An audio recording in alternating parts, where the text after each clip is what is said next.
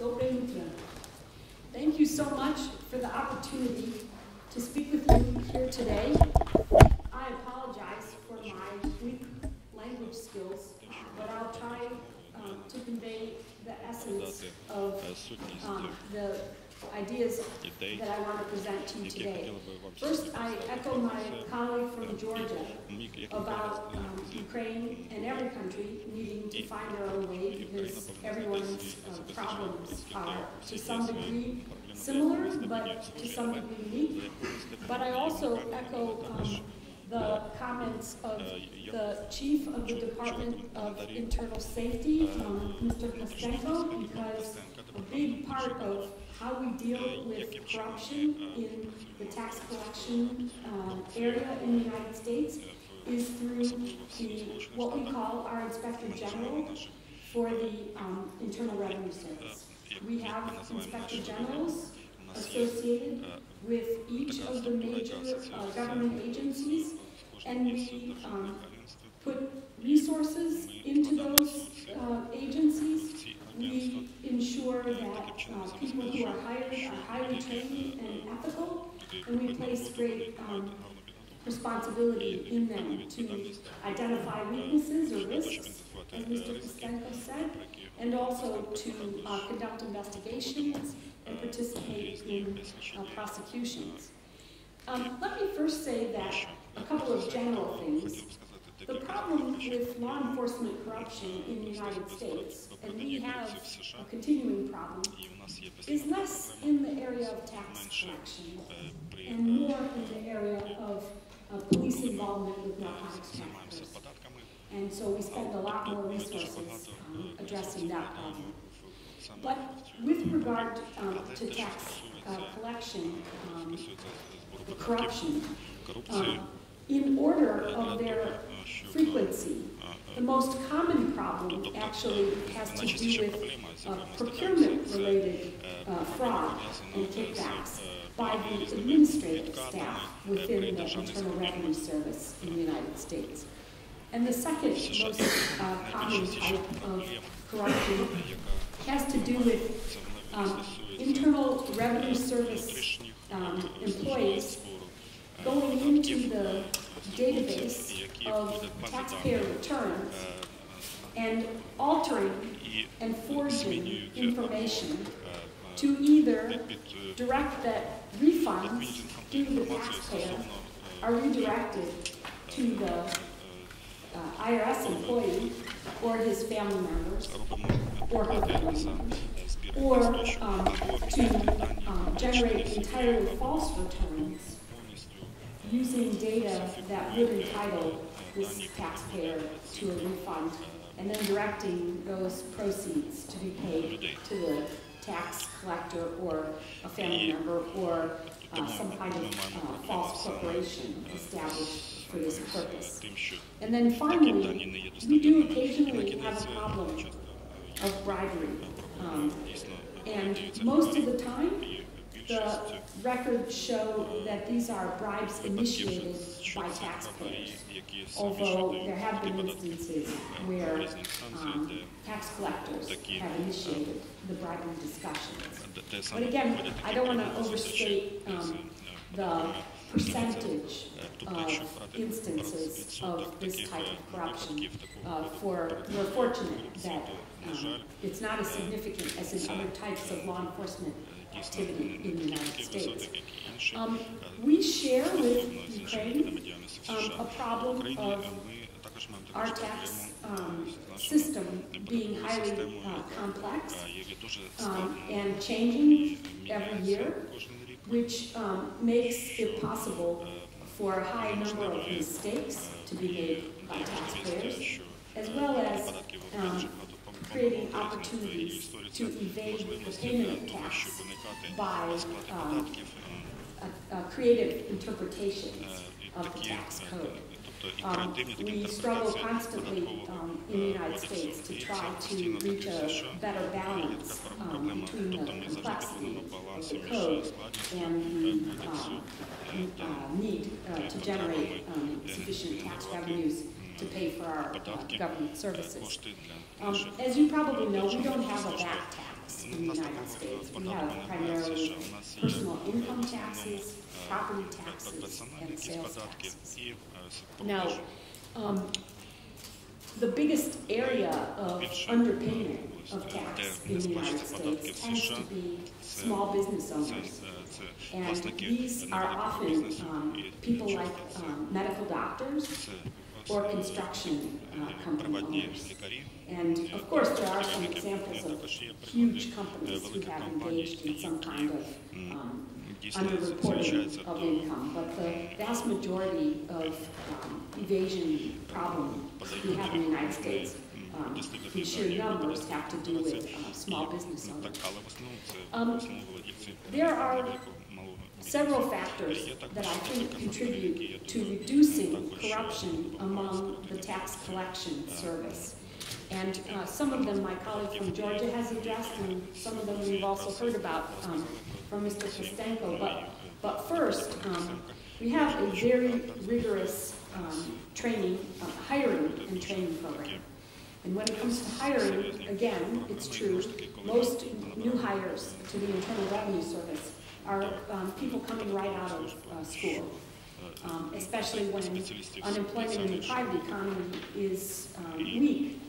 We get more qualified applicants in terms of their education experience and their business experience, but we do very rigorous background checks to ensure that we're hiring people who haven't already crossed some very significant ethical or legal lines.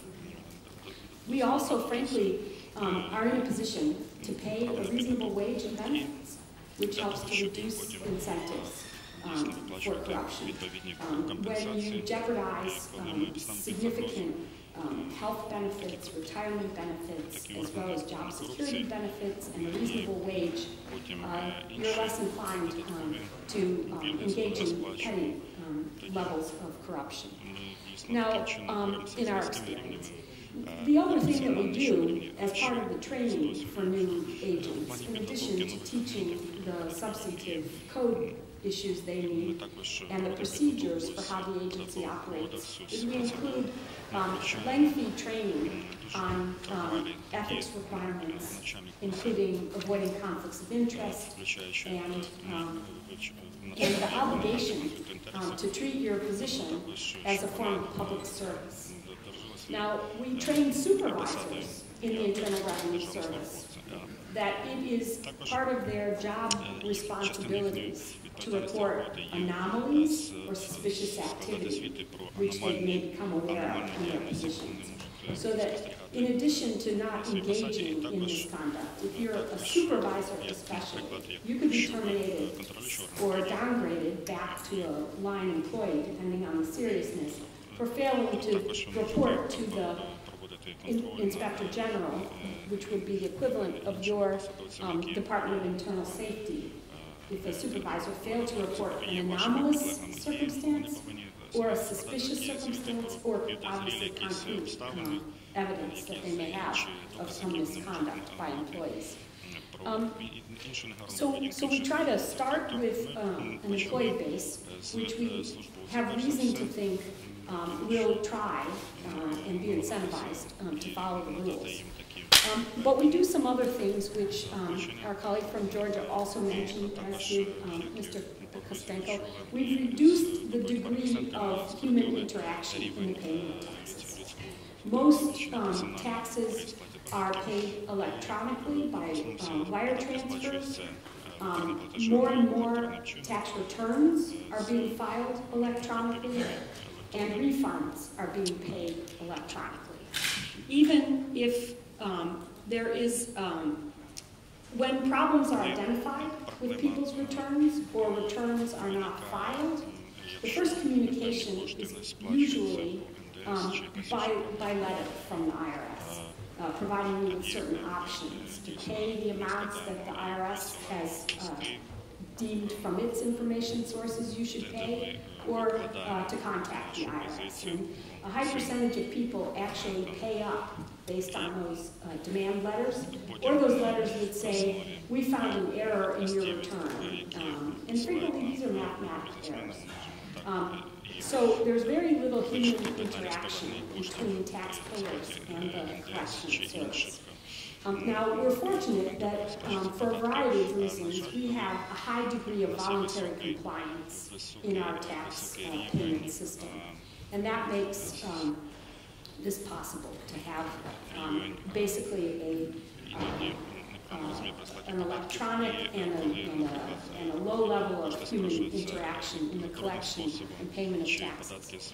But even with regard to audits, as I've suggested, issues where either the return doesn't report income the government is aware of from other required documents or from public information, generally, to become the subject of an audit, that selection process is done through computer analysis.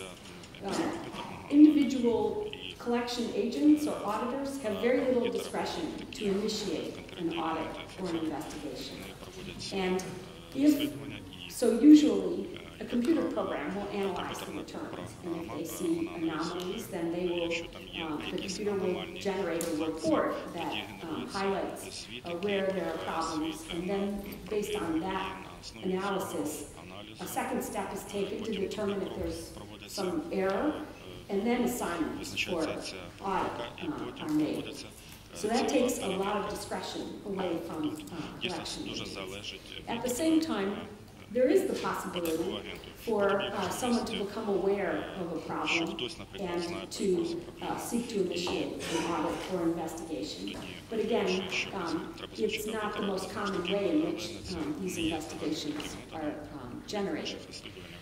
Most meetings that may be required between collection agents and taxpayers are supposed to take place in the IRS's offices and not off-site at the business or at restaurants or in casual settings.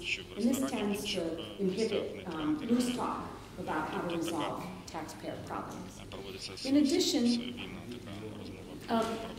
agents, there is a dual system of responsibility when it comes to collection of tax on the civil side and on the criminal side. On the civil side, which is for the types of cases where there is little evidence that the conduct that the problem with the tax is from some willful or knowing basis, but rather maybe a disagreement about an interpretation of some kind of a code or some kind of negligence in timely filing and paying of tax. Those tend to be the issues on the civil side. And in those areas, there's both a revenue agent, who's a tax expert, and a collection agent assigned to those matters. And they report to different supervisors through the organization. So if, for example, the collection agent did something strange like reduce the amount of tax that would be collected or do some kind of negotiation with the taxpayer, the revenue agent would be very interested in why that is happening.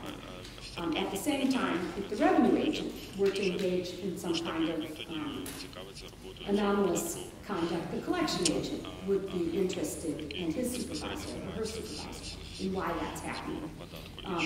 This type of double accountability tends to help reduce corruption, although it may be a little bit more costly because it's redundant. And on the criminal side, there are revenue agents and IRS special agents assigned, and the special agents have arrest and search, the ability to be affluent on search warrants, just like ordinary federal special agents and law enforcement officers. But again, that dual responsibility reporting to different authorities of the revenue agent, the technical tax people, and the special agent tends to be a check and balances process. To initiate a criminal investigation within the IRS, they can recommend that a criminal investigation be initiated.